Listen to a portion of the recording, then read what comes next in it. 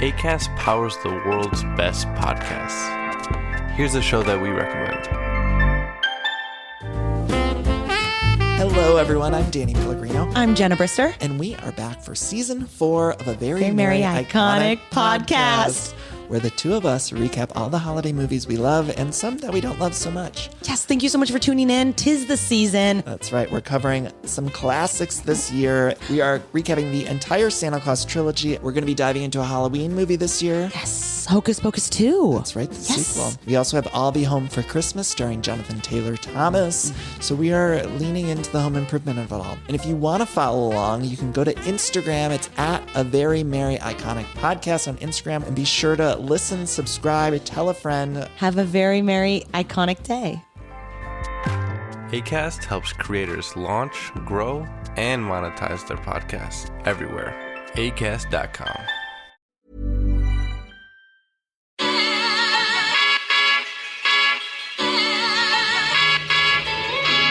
This is the Relevant Podcast.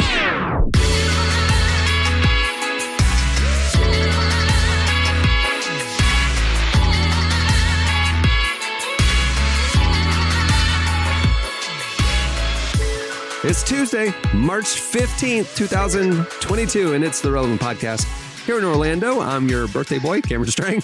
And joining me from Loverland, Virginia, it's Jesse Carey. Hello, hello. From Austin, Texas, she's in Denver again. Author, speaker, podcaster, Jamie Ivey. Hey, guys. And from Nashville, Tennessee, artist, producer, mogul, Derek Miner. What up, though? You know what? Literally today is my birthday. Tuesday, March 15th. Happy birthday, Cameron. Thank you. Happy birthday. Thank you. You know who else I share a birthday with? This is the truth. Michael Scott from The Office. Not Steve Carell. Michael Scott from The Office shares my birthday, March 15th. How do we know this? Because there's an episode where he says, I share my birthday with Eva Longoria, which will be a great opening line if I ever meet Terry Hatcher. And if you look up Eva Longoria's actual birthday, it's March 15th. So there you go. Michael Scott, Eva Longoria, and Cameron Strang, and Julius Caesar was murdered on my birthday. So there you go. Beware the Ides of March. Happy episode 951.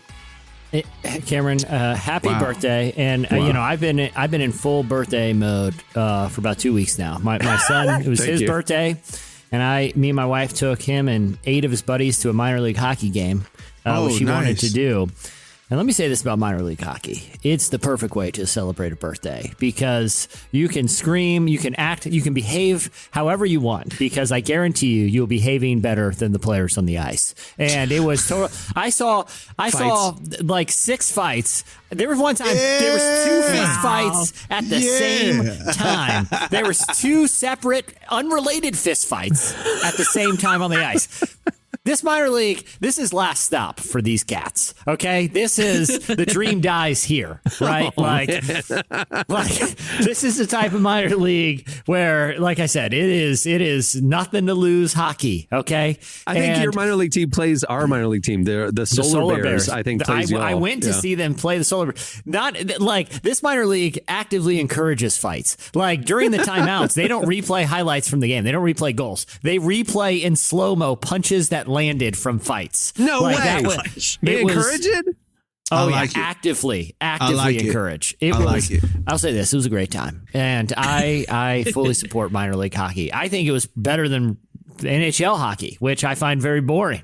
But these minor league guys. I've never been to a Solar Bears game, so maybe we do that when you come down. I know that the season's going on right now because they use the same arena that the Magic do, and they put the basketball court over the ice. And so when you're sitting near the court, it's always really cold because the hockey rink is underneath you. Well, I'll say this. I don't even know what they were fighting over. I don't even know what the grievance was. I have such loose understanding of the rules of hockey. I think some of them, they were just fighting because it was getting boring. It had been a while since any goals had happened. So they're like, all right, we got to entertain the people. You and me, let's throw down. And one of us getting punched right in the face. Let's do this right here. I went to one hockey game my whole life. Is when I was living in Nashville. I went to a Predators game, and I'd never been before, never seen a game, don't know the rules. And so first period ends, then the second period ends, and I'm thinking 2 periods, it's over. So like I go to leave. And my friends were like, where are you going? And I'm like, I thought the game was over. I didn't know there were 3. Why are there 3? That's really weird. Yeah, hockey's it dumb. is. It is odd. That is an odd That's weird. number. Like literally. 2 halves or quarters. This hockey team, and this is what I appreciate. Shout out to the Norfolk Admirals. I'll name drop them. Shout out to the Admirals because the team management has just seemed to understand that minor league hockey and hockey in general is not the greatest spectator experience, right? So we're going to find ways to inject some danger. Not only are we actively encouraging the players to fight each other throughout the entirety of the game. Like this was like their big promotion. You could buy these little hockey pucks for $1. And at one point between periods, you throw them onto the ice and and they each have a number on it. And the one that gets closest to the center of the ice, they pull the number and you win a prize or something. They're throwing them from all over the arena, and only about half of them are making it on the ice. Everyone else is, especially if you're down by the glass, is just ducking because they're telling people in the stands to throw hockey pucks as far and as hard as they can, and not caring about where. Like I said, maybe half end up on the ice, the other are just kind of shoot. It's basically a hockey puck fight in the crowds, like a snowball fight, but with hockey pucks. The other thing too is between periods, they brought a 4-wheeler out on the ice and just had a guy do donuts. That was the entertainment, okay? Like, at a Magic game, you'll have frisbee dogs or some weird trapeze artist we had doing a gymnast dog thing yesterday. That's what I'm saying. There's hula hoops and ramps and BMX bikes and all this. This is, hey, I wonder what happens if we drive a 4-wheeler on the ice and just start doing donuts out there. There was no it wasn't like some kind of program. I think the guy just worked at the arena. And I didn't get the impression he had done this before. But how are we going to entertain people before periods? I don't know, man. It'd be pretty cool to see a guy drive a 4-wheeler down on the ice for a little while. Sure, let's do it. Oh my gosh. Hey, I got an idea. Why don't we have people throw hockey pucks at him like the driving range with the range cart? That's basically the level of entertainment. I was here for it. I think minor league hockey should adopt what soccer does, where the minor leagues of soccer, if you win the championships and you get really good as a minor league soccer team, you can get called up to MLS, and they do that in Europe too. Relegation. And then relegation. If you're the worst major league team, you can get demoted down to minor league. I think that would be really cool for these guys who are playing for their hockey lives. They're trying to if Bad News Bears sort of stories, where they're fighting, they actually then make it to the major leagues. That'd be amazing. Well, I was going to say, I've watched every season of Ted Lasso, and you just made it all make sense to me right now. I watched the whole thing, and I never understood what that meant when they were going up and down in the league. Yeah, thank you. Everything just came full circle for me. Hey, I got an even better idea. They should do that with halftime entertainment. If afterward the audience gets the vote, how entertained were you? And if it doesn't reach a certain threshold, a minor league high. So you could be in the NHL and watch this random, maintenance guy for the Admirals out on a 4-wheeler right between periods. And we get the frisbee dogs because he was more entertaining. It's going to encourage these halftime things to get a lot more reckless if you're going down to Toledo. If you're going to be at the Mud Hens next week, I think you're going to up your game a little. A quick change. I'm looking at you. Quick change. Oh no, they died, or he died. Quick change. Oh no, it's sad. End of an era. Yeah. Anyway, he died I don't because of even know COVID. what quick change. What's quick change? Quick Change was his husband and wife that literally is this halftime show. They became legendary. They were the most famous NBA halftime show. They literally would just, I don't even know how to describe it, Jesse. They would change clothes 30 quickly. Times in a split second. Oh my gosh. He'd be wearing a tuxedo and then he would spin and he's wearing a gray jumpsuit. And you're like, how? It made no sense. No. It was funny. I was talking about Quick Change. That ain't for real. It is the one thing I haven't. I refuse to watch a YouTube video revealing the secret of Quick Change because it's too. When you real talk, I'm sad to hear that one of the members of Quick Change is no longer with us. But real talk, in their prime, which I've witnessed many performances, and they were on America's Got Talent. It was phenomenal. They're in ball gowns and they do one spin, and suddenly they're in medieval garb. It was unbelievable. I have no idea how they do it. I'll send you a video afterwards. Well, hey, this is a big show. This is a game-changing show. This is a BCAD moment for the Relevant podcast and for Relevant. And we will be telling you more about our big news. Tyler and Emily are going to join me in the next segment. We're going to tell you all about it. But this week, Relevant Plus launched, and it has direct impact on this show and a lot of the other stuff we're doing. The magazine enters a new era. There's some new podcasts we're launching. There's a lot of stuff happening this week. Relevant Plus, I'll tell you all about it. Stay tuned right after the break.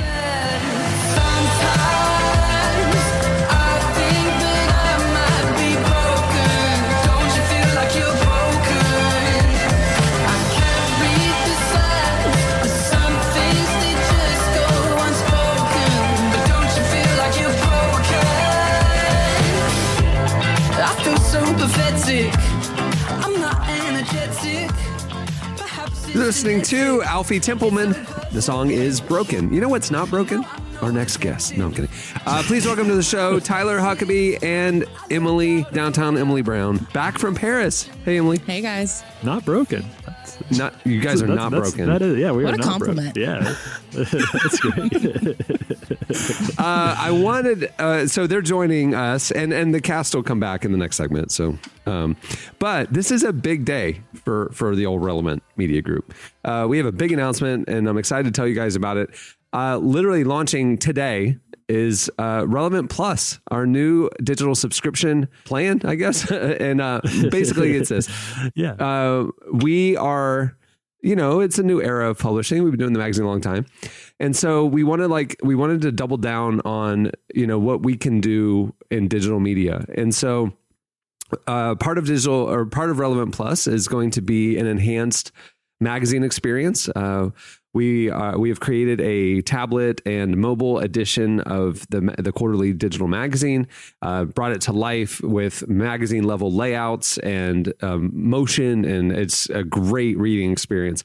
It's also ad free for subscribers, and it'll be released a week early from the web version of the articles. So you get, with Relevant Plus subscriptions, you'll get the digital magazine early, you'll get it ad free, and you'll get a beautiful experience reading it. You'll also have subscribers will get an ad-free reading experience on the website on relevantmagazine.com. You'll get unlimited articles each month. We have added a paywall. Sorry, everybody, but pay. But subscribers will get unlimited. Also, and I talked about it affects this podcast. Subscribers will get an ad-free edition of this podcast as a separate, feed that subscribers will have, ad-free and released early. So the new schedule for the podcast is that subscribers will continue to get it on the Tuesday and Friday schedule that Then the public ad-supported version of the show will come out on Thursdays and Mondays moving forward. So you'll get it 2 or 3 days early if you're a subscriber, and you will get no ads, which I know is a plus for a lot of people. Plus, Relevant Plus subscribers will get a new podcast called the Relevant Plus Conversations.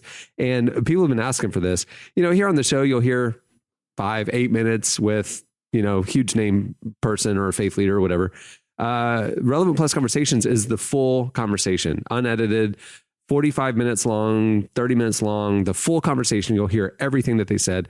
And it's because there's so much that's left on the cutting room floor. Yeah. We just wanted to give you guys the opportunity to hear everything that person's saying. And so that'll be a weekly show that'll come out exclusively for Relevant Plus subscribers. Plus, subscribers will get 20% off at relevanttstore.com and other perks throughout the year. So launching today, if you go over to relevantmagazine.com, you will see it right there. There's 3 subscription options. It's as low as $1.75 a month. So you don't need to gripe. It's $1.75 a month, people. Come on. You can afford that, and you can support the media that you care about.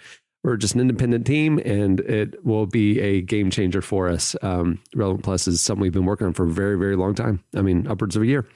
Launches today. So part of that launch is the spring issue of Relevant is releasing today for subscribers. It'll release next week, public, ad-supported on the website, but the enhanced digital magazine, enhanced tablet edition releases today. If you subscribe, you'll get the link right there to download it.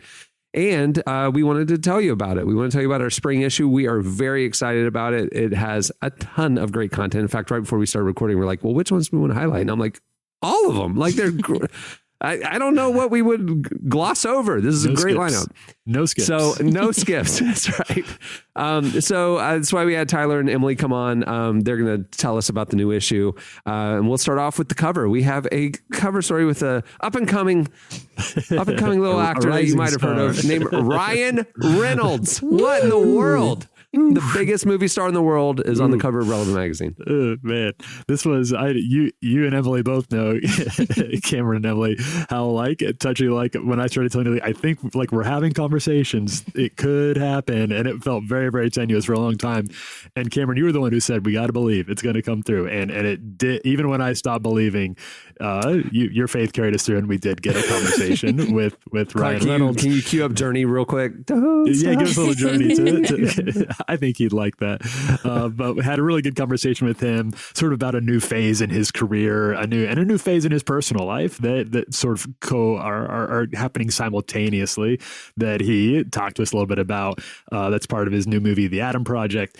I really enjoyed that movie a lot, and definitely enjoyed Ryan Reynolds. It's awesome.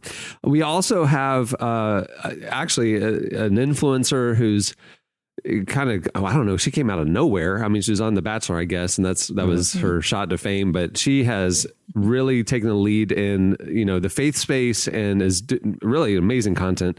Madison Pruitt is in the magazine. Yeah, I was really excited to talk with her. I do watch The Bachelor. I have no shame in admitting that. And so it was really fun. You are the target demographic, Emily. That's totally fine. I know, but there's still something a little cheesy about it. Anyway. It'd be weird if I was really excited about The Bachelor. You are really excited about that. You love watching that stuff. You should. It's a great show. It's not a great show, but it's entertaining. But I had watched Maddie on this season, so I was really excited to talk with her because even on the show, you could tell there was something a little different about her, just the way that she carries herself. And it's been really interesting seeing her post-Bachelor and seeing her just really be very honest about her faith and her walk and her journey. She's a very just positive influence, especially for the target demographic, because it's really hard right now. But she's just something that I think no matter if you are a fan of The Bachelor or if you are not the target demographic, you can just really be encouraged by her. So it was a really great conversation. I walked away kind of feeling like I've been a little preached to a little bit. It was really nice. So I hope you'll enjoy it. Also in the magazine, one of my favorite filmmakers. I'm enjoying his new show right now on the 1980s Lakers. I want to watch that. But Adam McKay, we have Adam McKay in the magazine. If you don't know, he did Don't Look Up, but he did, Step Brothers. And his IMDb is insane. He has such an interesting career because he started out doing these kind of goofy, Anchorman and Step Brothers stuff. And then he made this really hard pivot to more serious drama stuff like Don't Look Up, Vice. People probably remember The Big Short. And I didn't know what he wanted to talk to us. We heard from his people, Adam McKay wants to talk to a faith outlet. And we did not know why, but we got on the call and I was not expecting that conversation. The conversation we had was not the one I thought we were going to have. I really, really enjoyed it. It gave me a new level of respect for him. I'm really excited for people to read this conversation with him because he has a message specifically for Christians. He wanted to talk to a faith audience. He wanted someone to get what he thinks out to a religious crowd, and I appreciated it. And he's a super nice guy too. It was just fun to talk to him. Yeah. Speaking of super nice guys, one of my heroes is in the magazine, Bob Goff. Is he a nice guy? He is literally Santa Claus meets Jesus meets. He is the real deal. Bob's the best. Yeah, Bob's always love talking to Bob Goff. If you know anything about Bob Goff, he's going a million directions at once. He's bouncing off the walls, and now he's entered a new season of life where he's trying to be less distracted and more focused on things that matter. So he talked to us a little bit about what this process has been like for him and why he thinks it's important for us too. Also in the mag, we always have great artists and great music, and this is no exception. There's Judah and the Lion. We talked to them. They have a new album. Here's a clip from their single. So let's go take a walk downtown and act like we're the heroes that we dreamed we'd be when we were young. We can be the giants. Dude is such a good dude. He was interested to talk to us a little bit about. He's coming out like we all are, kind of on the other side of this pandemic. And like all of us, he's not quite the same person that he was when he went into it. So he talked a little bit about what the band has changed. There's a shift in the lineup. There's also been a shift in their mentality and just what kind of music they want to create. I really, really enjoy that band. And it was good to have like a substantive conversation about what kind of person are you? What has this season done to you? And how is that changing who you are artistically and creatively? Speaking of people changing over a period of time, Shauna Nyquist is in the issue. She has a new book out, and we got to catch up with her about what she's been up to for the last 4 years or so. She's had a lot of life changes. Obviously, longtime listeners of this podcast know and love Shauna. She was on our cast for a long time. She's a good friend, living in New York now. And we finally catch up with her, and it's a great piece. We also look at, if you know me, I'm a hip hop fan. Have been my whole life. My first albums when I was 8 years old were hip hop albums. And we look at the next gen of Christian hip hop. There's some amazing artists coming up. And we wanted to shine the light on him. One of my favorite rappers, just in general, No Big Deal, is one of the ones highlighted. In fact, here's a clip of No Big Deal. Tour day, walked in like I'm Dexter, listening to Kesha. I don't mean to stress you, but you know that I'm the next up. Don't be gassing me, I'd rather speed off in the Tesla. Had to flee the scene, I left the beat off in the stretcher. Yeah, look, tell them boys catch up. Yeah, tell them boys catch up. We also talked to, there's a lot of people in this that we talked about this like kind of new wave of Christian hip hop. You got people like Wande in there. We got Aaron Cole in there. We got 1K Few is in there. Tons of new artists. And people, I think people sometimes don't believe me when I say this, but it really is true. The Christian rap scene is awesome right now. Like it is really fun to listen to these guys. And people will like make fun of you for saying that. But if you listen to it, if you listen to the artists that we spotlight in this piece, it'll make a believer out of you. This is a really, really fun time to be listening to faith-based hip hop. And these people really do bring a lot of heat. I want to highlight two more articles. There's several others. I'll list them out, but two others I want to highlight. One, I don't know how Magic Mike got in the magazine, but we have Channing Tatum. We got him because I've been praying for Channing Tatum. That's how we got him. Channing Tatum and Relevant? What? Yeah. What is going on? That one, I will fully take that one because I love Channing Tatum. I definitely don't have shame admitting that. It was really fun to talk with him. He's very goofy and very funny. And it was a really great time. And probably the highlight of my time since I've been here, if I'm being honest. Really? I will wait. Staff meeting is it? You just staff meeting is a close second. Not the deadlines. I will confess that whenever somebody says the name Channing Tatum, the face that pops into my head is John Cena. You thought for I think several months working on this that it was John Cena. And at some point, we realized that you were 100%. Thinking about a different person. I would like to go on record. I would love to talk to John Cena as well. I feel like that would be a great conversation. This is not Mr. Cena. If you're listening, you absolutely would be in the magazine if you want to talk. Absolutely. Hey, I thought you were in the magazine. So come on, John Cena. And then last artist I want to highlight, Brooke Ligerwood is in the mag. She has a new album that just dropped. It's fantastic. Here's a clip.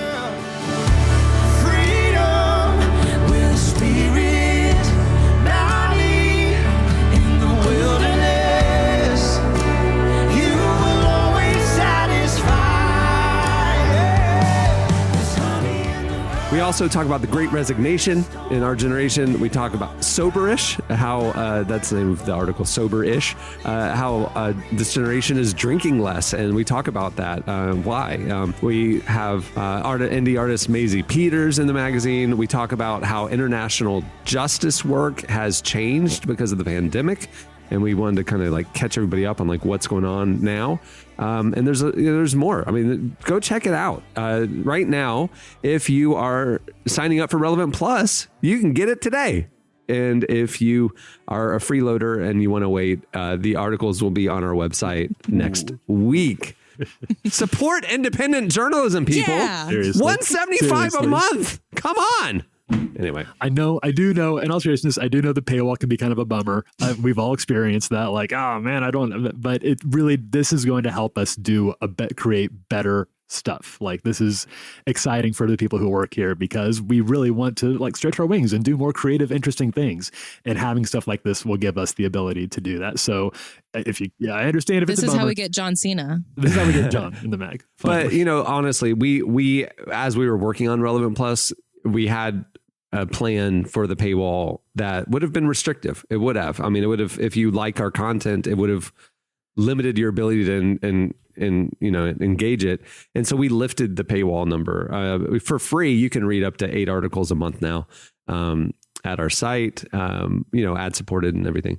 But if you are a Relevant Plus subscriber for as low as $175 a month, no ads, unlimited, and you get all this extra content as well. So we'd love for you to support it and go check it out. It's just go to relevantmagazine.com. You'll see how to sign up. There's 3 different options. And yeah, I'm excited for you guys to see this issue. It's really fantastic. Great job, guys. All right, stay tuned. Up next, the cast returns for Slices.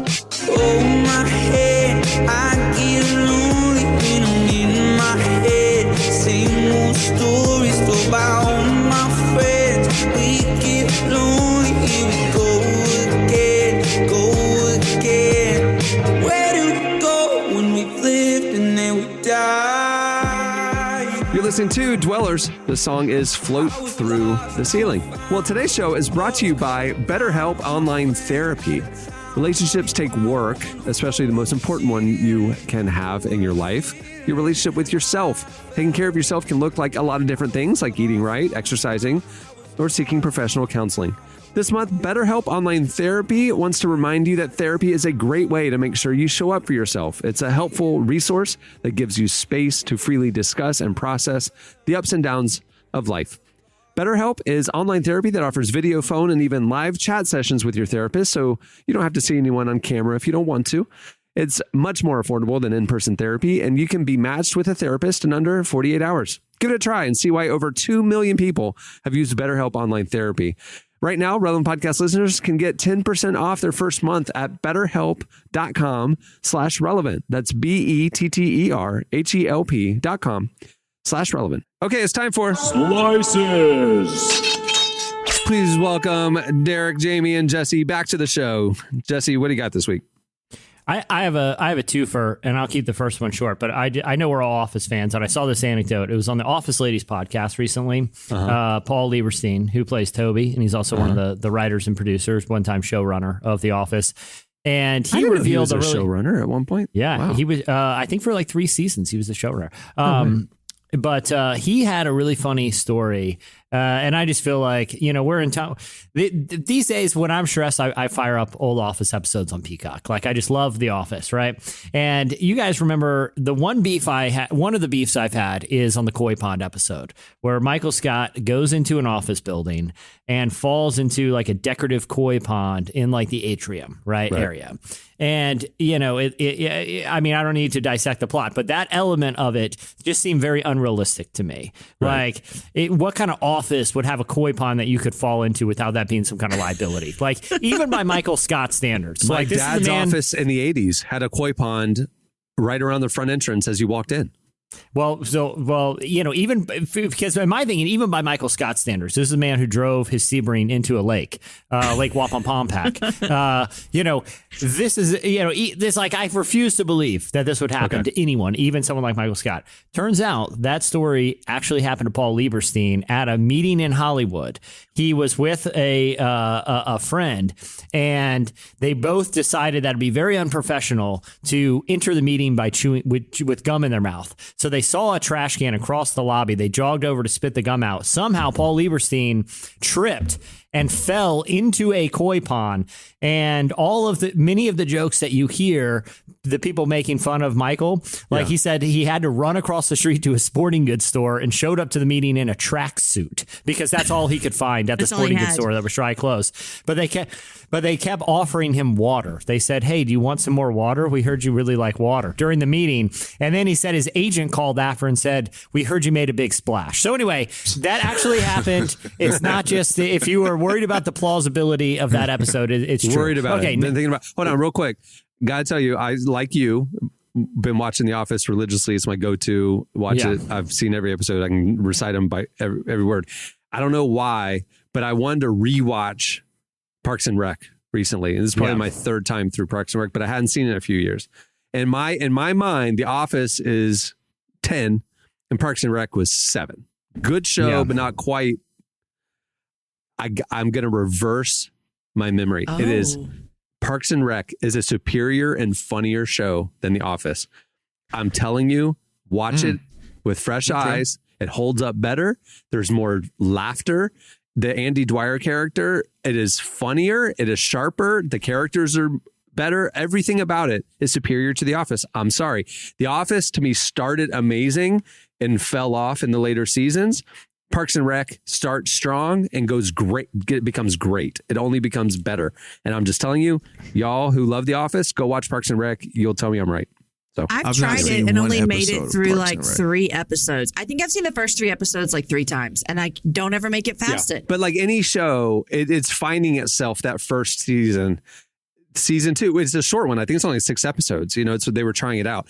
Season 2, it kicks into gear. Season 3 is even better. Season 4 is even better. I'm telling you, it becomes one of the best comedies of all time, if not the best sitcom of all time. It's really great. It's really great. The best sitcom of all time? I'm saying it's up there. It's up there. Tell me a better one. I mean, I'm a Seinfeld guy first. The Office guy second. Parks and Rec is laughs per minute. Y'all told me 30 Rock was the best one. It's up there for me too. It's top 5. But I think probably The Simpsons. I feel like you can trace a lot of it back to that style of humor. A lot of. I mean, the one thing I will say about Parks and Rec is it gets way better after the whole subplot. Early on, like there's like 2 seasons where they're worried about filling a pit in Pawnee. After they move on for that subplot, the show really kicks off. Really, right? Like I feel like but they were literally kind of stuck on that pit for a while. Like that was the narrative arc for like a season and a half. But they also kind of went into that Simpsons mode where they realized like the Simpsons made Springfield and the people of Springfield a character in the show. When they realized Pawnee and all the goofy little people in Pawnee are a critical character, and they kind of went to that Simpsons model where, like the Simpsons would have an episode with like Groundskeeper Willie. Well, Parks and Rec might have an episode with like Sewage Pete or whatever, but they realize the charm of the show is kind of the eccentricities of the kind of adjacent characters in Pawnee. I feel like it really kind of locked in. I'm telling you, watch it again with fresh eyes. It holds up better than you remember. It's a great show. Anyway, what's your slice? Okay. But by the way, Michael Schur, who was one of the primary creative forces on The Office, who played Cousin Mose, was the co-creator of Parks and Rec, also Brooklyn Nine-Nine, and The Good Place, a handful of shows. Anyway, but he played Cousin Mose. Yep. Yeah. Okay. So there was recently a survey that polled thousands of people. It was done by the University of Huddersfield, I believe that's in the UK, with a ear care brand called Earx. Now, they wanted to do a survey to find what people determined to be the 30 saddest songs of all time. Now, I'm not going to go into all 30, but if you guys had to determine what do you think the saddest like pop song of all time is, what would you say? So not like a symphony or an opera or something. I mean, the Candle in the Wind song, Princess Di. Like something by like Whitney Houston or something like that kind of thing. Whitney makes the list. I'm gonna say Bone Thugs and Harmony. See You at the Crossroads. That's a good one. Oh, that's a good one. I bet Boyz II Men is on there with his. Boyz II Men is Jamie. You've named 2. Whitney Houston's "I Will Always Love You" is number 4, and Boyz II Men "End of the Road" is number 27. Now the number 1, those are very sad songs. The number 1, I have a little issue with because I almost feel like it's become like a parody of a sad song. Like when you hear this playing, it's hard to take it serious as a sad song. That's because it's REM's "Everybody Hurts." Everybody cries. Everybody hurts. Sometimes I get it's a sad song, but I picture in my mind someone pretending melodramatically to be sad, like looking out of a rainy window or like holding a photo of a long lost loved one or something. Like, it doesn't seem like a sad song I can really take seriously. Do you guys have a take on Everybody Hurts? It doesn't hold up for me. Like you, it's become cliche. What is that? Who is that? R.E.M. Who is that by? You would know it. It's one of those You'll you know it know if you it. heard it. Like Everybody hurts. Yeah. Sometimes. What's the rest of the top five? Okay, so REM, Everybody Hurts is number one. We know number Sinead 4. O'Connor, Nothing Compares to You. Okay, that's haunting. That's a good one. Nothing compares. Eric Clapton, Tears in Heaven. Whitney Houston, I Will Always Love You. The Beatles, Yesterday. Adele, Someone Like You. I can definitely see that. Now, they also did what they found to be the happiest song of all time. And I don't know about this one. I don't know about It's Walking on Sunshine. Again, a song that seems like a parody of what a happy person would listen to. Like, if I'm watching a movie and there's someone just like grooving down the street and they're playing Walking on Sunshine, that feels like a parody. Yeah. Walking on sunshine. What else is on the happy list? Let's see. Queen's Don't Stop Me Now and Dancing Queen by ABBA was on there. Now, in terms of, they also did the 3 most motivational songs of all time. Obviously, this is more. I'm Big Jock Jam.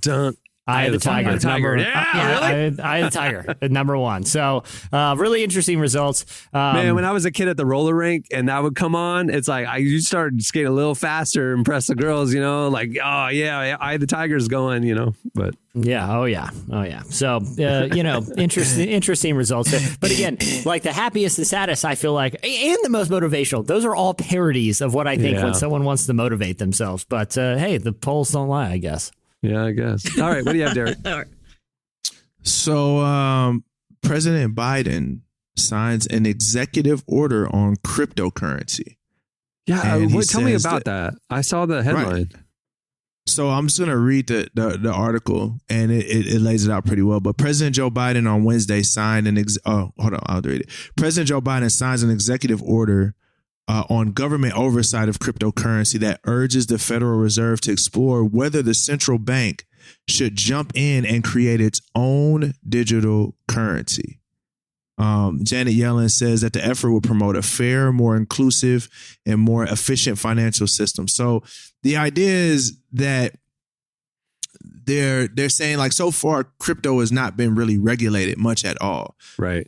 So what they're saying is the government is officially going to step in, look at whether we should create our own digital currency as far as a dollar equivalent, I guess, and then also not get in the way of responsible innovation. So crypto bros, you got one, is what it's, well, on the outside, because we know how the government works. It's like, we're just going to say, hey, this is just for innovation. And then they put all these regulations on it, and then it turns into something totally different. So, but yeah, right now, the President Biden signs an executive order.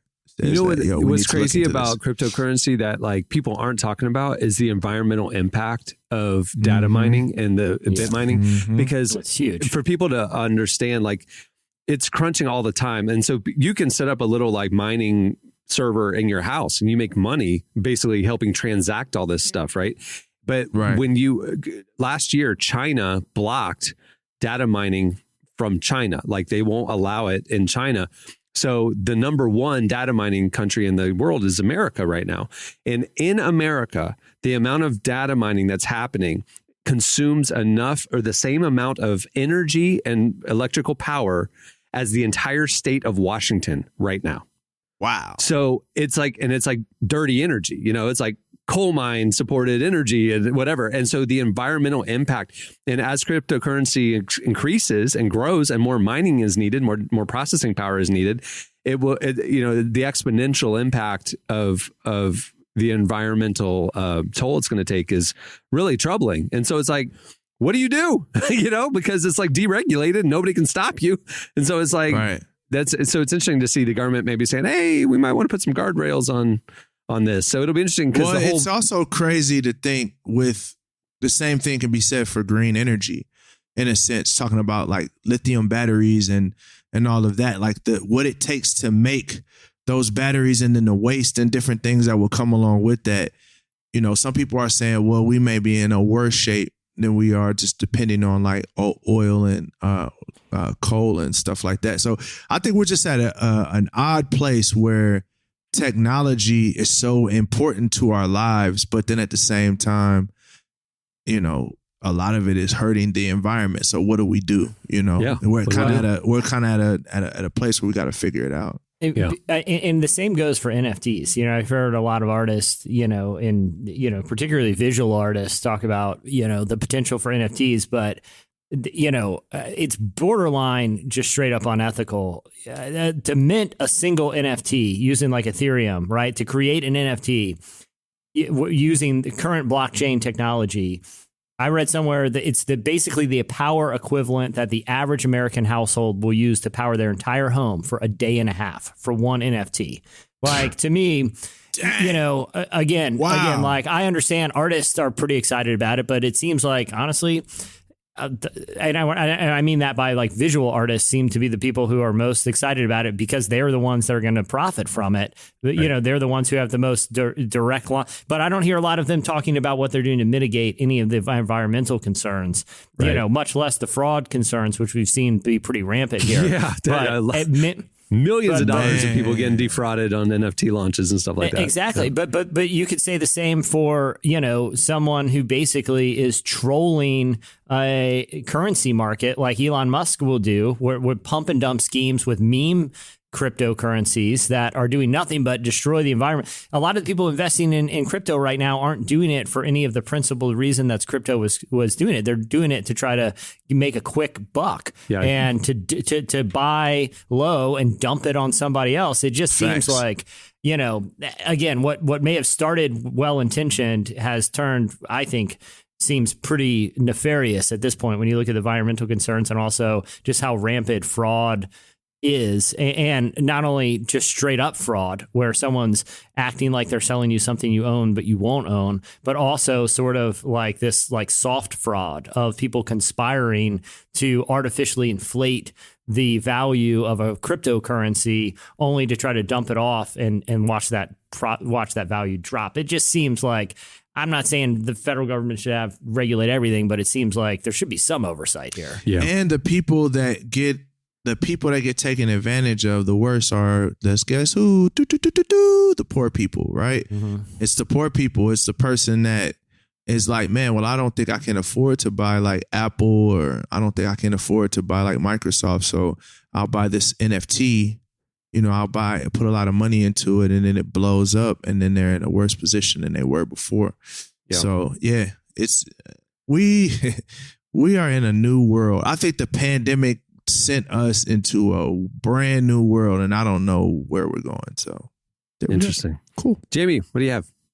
What's your take on NFTs and blockchain? I have no take on this. You guys know when you guys start talking about this, I feel like I'm sitting in Charlie Brown's classroom with his teacher, and I'm just like, wah, wah, wah, wah, wah, wah. She's like, I should have read that issue of People magazine. Yes. Okay, so I have two things that I'm only going to bring one, and I made the decision just now which one I'm going to bring. So I just think that last couple times I've been on the show, we've talked about animals quite often. Like we talked about the rats, we talked about the apes, and so I'm bringing a story about monkeys again, okay? And I read this actually on the Relevant magazine, and Publix is one of a few grocery chains who have stopped selling a controversial milk brand which has been accused of using the monkey slave labor. So, what? PETA, yeah, you with me? Okay, so what? Are you here? Okay, so they went undercover to 8 Thailand farms to investigate the treatment of animals, and they allege that monkeys were forced to harvest coconuts while being chained to trees. They say many monkeys displayed repetitive behavior indicative of extreme mental anguish, including one of them who chewed on his own limbs. And it says that one coconut farmer confirmed that when monkeys are terrified and try to defend themselves, they just pull their teeth out.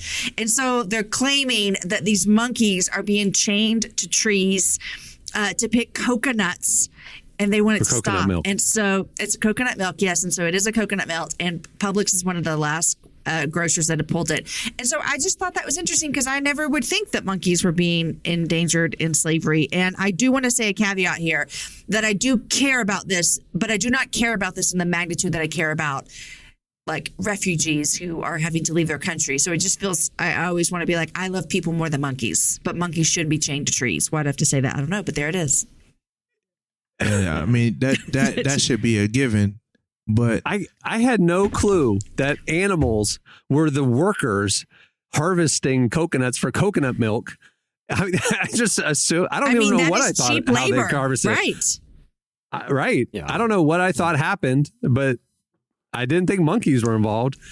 Yeah, I saw the headline that Publix was like, banning this certain brand of coconut milk because of monkey slave labor. And I was like, monkey slave labor is a thing? I had no clue. Anyway, it's like when the world figured out that like the diamond industry was running on like war and blood diamonds and stuff. And it's like, everybody's like, well, I don't know if I want diamonds now. And well, I'm out on coconut milk. We're going to go full fat cow milk in this house from now on. No more healthy stuff. Yeah. There you go. Yeah. Wow. That's why I don't dabble with just eggnog thick milk in my home. It is from a really fat and happy cow, just the only exceptions the only exception we'll make is Yoo-Hoo, in which we consume in copious amounts. And I don't even think that claims technically to be a milk-based product. So I think we're in the clear ethically there. Man, you'll be in trouble when you start looking up the dairy industry. You just get rid of milk altogether. I'm off milk. We do oat milk here, and I do oat milk as well. And I'm like, but now do I need to look and see if any animals are harvesting the oat? Like, I need to make sure that we're good on the oat industry because I didn't think ethical issues were in play for the coconut industry. Bird slavery or something for oats. There's no telling, man. Like humans will enslave whatever the humans can to make their job easier. Like why can't we just be like, look, hey guys, we're going to pay you a wage for coconuts. It's like, no, I got a better idea. Let's not pay anybody and let's enslave some monkeys. Like, what the heck is going on, man? Listen, I will say this. Jeez. That's why I'm converting slowly over to all Yoo-Hoo when it comes to dairy, because that's just runoff from candy factories. Right, all they do is collect the runoff. They collect the runoff from candy factories, and then chill it and bottle it. I mean, it's going to end up in the oceans. We might as well drink it. That's all I'm saying. Yeah, I like it. All right. Well, that'll do it for Slices. Stay tuned. Up next, Lisa Sharon Harper joins us.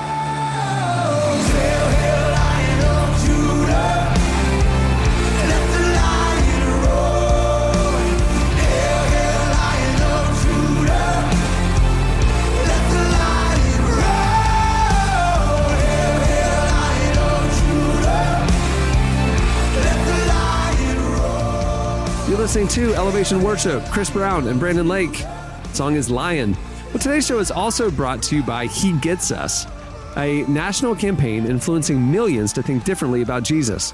Through broadcast ads, social media videos, and digital marketing, the He Gets Us campaign is connecting with people in the middle of their daily routines. More importantly, it's introducing those who are skeptical about faith to the radical love of Jesus by intentionally focusing on how relatable his experiences were.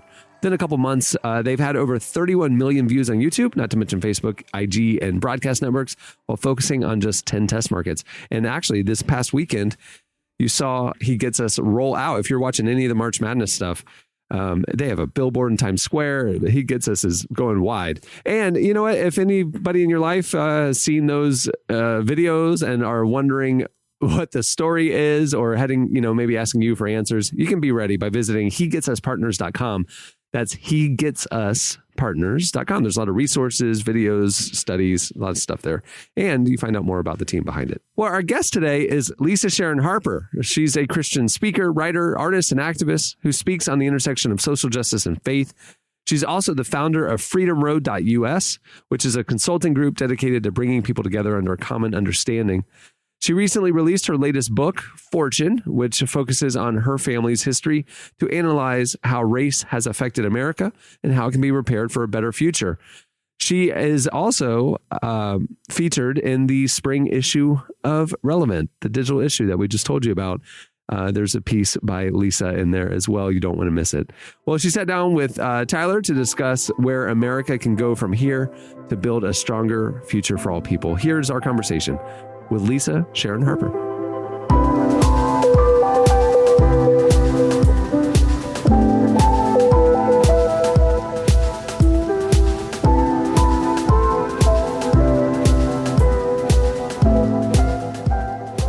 On the other side of this book, do you feel like the way forward is it possible? Are you hopeful for this change, or do you say the enormity is even more looming, even larger in your mind than it was before you started working on this?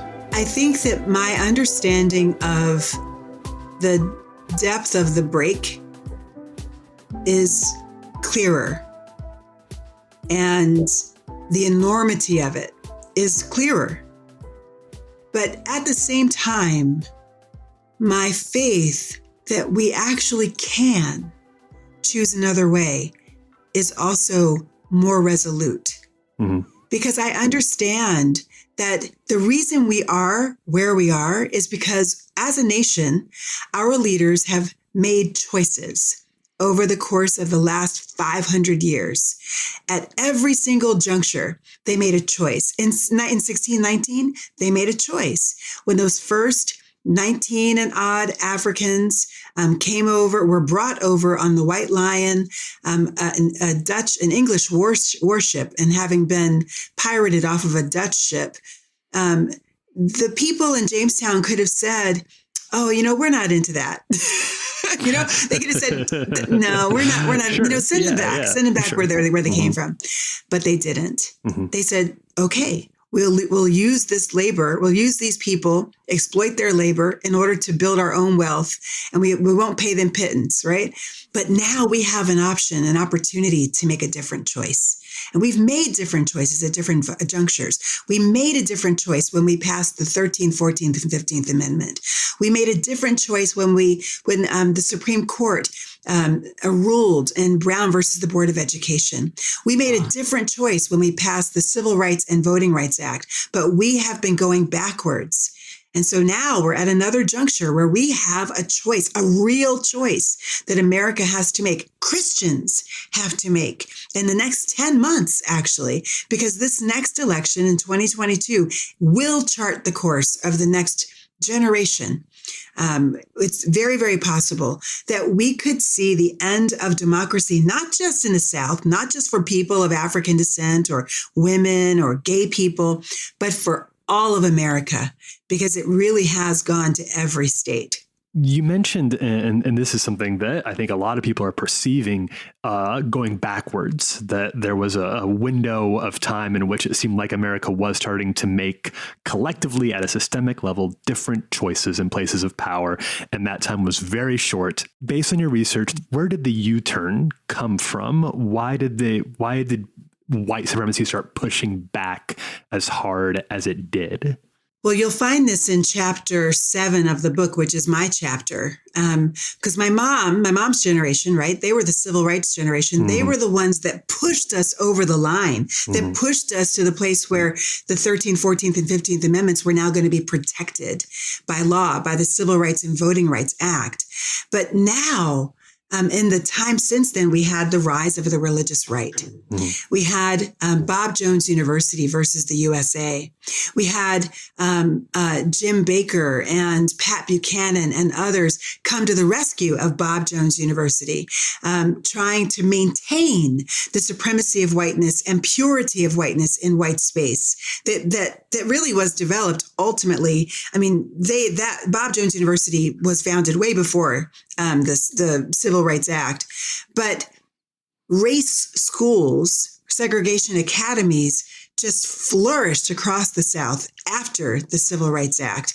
And so it was like a flagship when the United States sent a letter to Bob Jones University saying, you're going to lose your tax exempt status because you have a segregated campus. White Southerners across the South said, wait a minute, we have the ability to segregate because because this is what our religion says, right? Well, that's exactly how they fought it in the Supreme Court. They said, our religion says segregation is the thing. But they still lost because that's not actually the majority rule of what our religion as Christians says.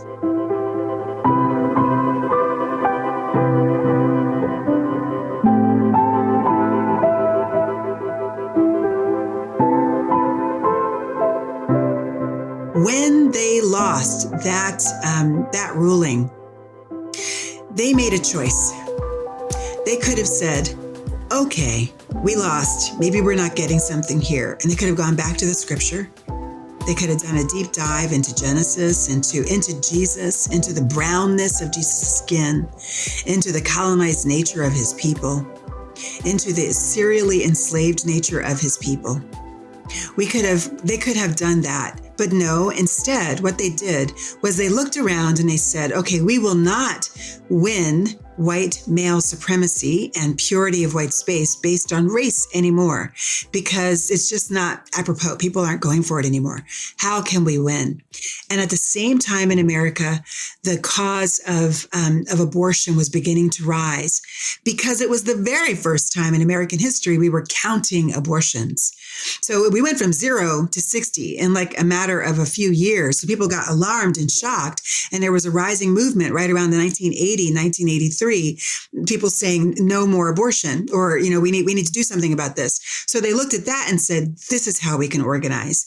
This is how we can do it. And from that point forward, they successfully married the conservative party the conservative ideology with the Republican Party and with evangelicalism. You see so many articles, calls from Christian leadership for the church to take the leadership on this issue, to take the lead on racial justice in this country. I think you can find examples of that happening, maybe, but at a systemic level, I would not say that the church has really owned up to that call in a significant way, at least not in my lifetime. Do you have any idea of what that would even look like? Like, what would it take on a practical level for that leadership, for that charge to really be owned? So this actually brings me back to your original question about what gives me hope after knowing how deep the problem is. And I said, we made choices. That's what gives me hope. Ironically, it gives me hope, the fact that we made choices, because then we can make choices away from living in that way together in the world. We can repent. And that's why I do believe the church is, ironically, our best hope at turning this all around, at repairing what race broke in the world, because it has been the church that has been at the center of this problem since the Pope made that first edict in 1453 or 4. So what does it look like practically? It looks like churches and denominations and sectors of the Christian world taking on the question of truth-telling. It looks like gathering together and saying, what have we done? How have we contributed to this present moment in our nation and in the church, where young people in particular, are streaming from the church because they see our hypocrisy. They see how we are living in direct opposition to what we say we believe. And so what it will take first and foremost is a truth-telling, truth-seeking, truth-listening project within the Christian church. Secondly, it will take going to those who have been impacted and asking, as David asked the Gibeonites, what do you say we need to do in order for things to be made well with you? And in the doing, we acknowledge and bow to the image of God in the other. We come down off the scaffolding of human hierarchy that we built in order to prop white Christians up, white America up in a world, and we join the human family. We allow ourselves to simply be human. And we share the responsibility of making decisions that shape the world. That's how we repent.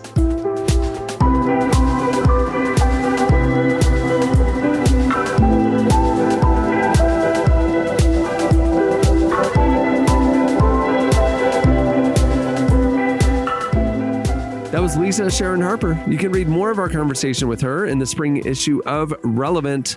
It's available for Relevant Plus subscribers now, and it'll be available wide next week. A wave came crashing down.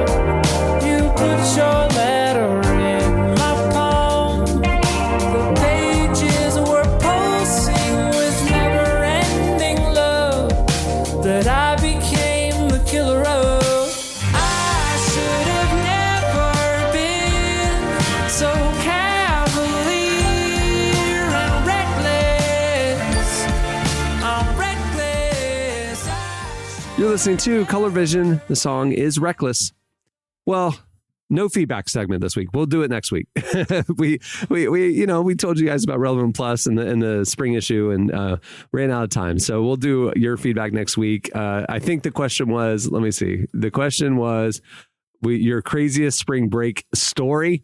There is a lot of answers if you want to go check out our replies on the Relevant Podcast Twitter account. But we'll bring those next week. And if you didn't send in your craziest spring break story, you can still do it on, just tweet us at Relevant Podcast and tell us we'll bring it next week.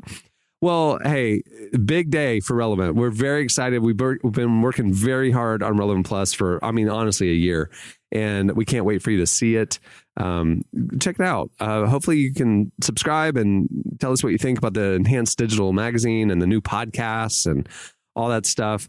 And don't forget, starting this next podcast is when we change our schedule. So if you're listening to the ad-supported free version, this feed that you're currently subscribed to, they will be releasing on Mondays and Thursdays now. So don't freak out that there won't be one in this feed on Friday, because the Friday release, the early release, is the ad-free version that is for Relevant Plus subscribers. So when you subscribe to Relevant Plus, you'll get an email with the links to add these private feeds to your podcast player. So that's how that'll work. And you also get a link to download the new issue and all that kind of stuff too when you subscribe. So if you want to get the ad-free early release version of the podcast, head over to relevantmagazine.com and sign up for Relevant Plus. It's going to be a fun new era. So let's see. Many thanks to Lisa Sharon Harper for joining us today. Head over to Relevant to read more of that conversation in the spring issue, and also make sure to check out her new book, Fortune. And also, while you're at the site, check out our daily devotional series, Deeper Walk. It's presented by Lumo. It's a morning devotional email you can sign up for, or you can just find it every morning there in our faith section. We love Deeper Walk. It's a great way to start your day, and thankful to Lumo for supporting it. Also, if you like the show, rate it, review it, wherever you listen, on Apple, Spotify, wherever. Love to, it helps the algorithm, helps get word out, and we love the feedback. Also, if you like the music we play in the breaks, check out our Spotify playlist. It's called Heard on the Relevant Podcast, and we update it every week. And, we mentioned the rise of the Christian hip hop article and stuff like that. We're actually working on some new Spotify playlists, hip hop, indie, worship. We got those rolling out here in the coming weeks as well. So, follow Relevant on Spotify. We got some stuff cooking over there. All right. On that note, we'll wrap things up. I'm Cameron Strang. I'm Jesse Carey. I'm Derek Miner. And I'm Jamie Ivey. All right. Have a great week, everyone. We'll see you soon, depending on if you're a subscriber or if you're a freeloader. So there you go. Well, that depends on what day you're going to see us. And have fun. Don't be a freeloader. Be safe this week, celebrating my birthday and Michael Scott's birthday. Be safe out there, everyone.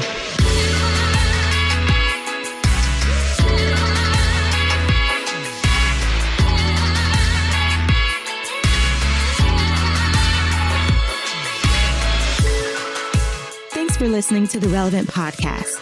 Check out our features, interviews, and news updates every day at relevantmagazine.com.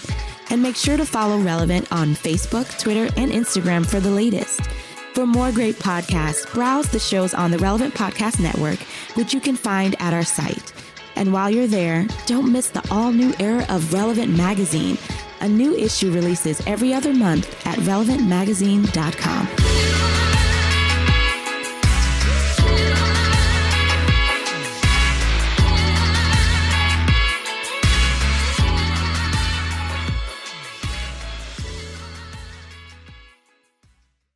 The only exception we'll make is Yoo-Hoo.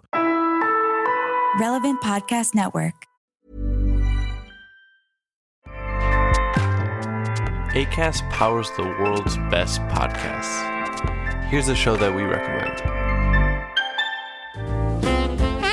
Hello, everyone. I'm Danny Pellegrino. I'm Jenna Brister. And we are back for season 4 of a very Merry merry iconic podcast, where the two of us recap all the holiday movies we love and some that we don't love so much. Yes, thank you so much for tuning in. 'Tis the season. That's right. We're covering some classics this year. We are recapping the entire Santa Claus trilogy. We're going to be diving into a Halloween movie this year. Yes, Hocus Pocus 2. That's right, the sequel. We also have I'll Be Home for Christmas starring Jonathan Taylor Thomas. So we are leaning into the home improvement of it all. And if you want to follow along, you can go to Instagram. It's at A Very Merry Iconic Podcast on Instagram. And be sure to listen, subscribe, tell a friend. Have a very merry iconic day.